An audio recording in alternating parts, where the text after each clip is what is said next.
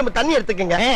அத தோசைக்கல்ல ஊத்தி அதுக்குன்னு வழக்கமா ஒரு விளக்கமாறு வச்சிருப்பீங்கல்ல, ஆமாங்க, அத அடிப்பக்கமா திருப்பி சரிங்க, வரட்டு வரட்டு வரட்டுன்னு ஒரு 4 இழுப்பு இழுத்து சரிங்க, நல்லா கழுவி விட்டுருங்க. சரிங்க. ஒரு கிண்ண நிறைய மாவு எடுத்து பெரிய ரவுண்டாவும் இல்லாம சின்ன ரவுண்டாவும் இல்லாம சரிங்க, பொதுவா ஒரு ரவுண்ட ஊத்தி 4-5 வெங்காயத்தை போட்டு அள்ளி பொடி பொடி பொடியா நறுக்கி அப்படியே மேலாப்ல பரபர தூவி விட்டு, சரிங்க, ஒரு நீளமான கேரட் எடுத்து அதையும் பொடி பொடியா நறுக்கி, சரிங்க, அப்படியே மேலாப்ல பரபர தூவி விட்டு, சரிங்க, ஒரு 16 கரண்டி நெய் எடுத்து, சரிங்க, அதுல 6 கரண்டி நெய்ய உள் சைடு அப்படியே லேசா விளாவி விட்டு, சரிங்க, 10 கரண்டி நெய்ய தோசைக்கு வெளி சைடு அப்படியே மேலாப்ல விளாவி விட்டு, சரிங்க, இட்லி பொடி இருக்கு பாத்தீங்களா, அத அப்படியே அள்ளி மலை சாரல் மாதிரி அதை மேலாப்ல பரபர அப்படியே பேய விட்டு, சரிங்க, பொத்துனாப்ல அப்படி ஒரு பருத்து இப்படி ஒரு பருத்து அப்படி பருத்தி விட்டு அப்படியே ரெட்டி கலர்ல முருக முருக முருக முருக விட்டு அழகா மடிச்சு கம கம கமன்னு ஒரு ஊத்தப்பத்தை எடுத்துட்டு வாங்க. சரிங்க.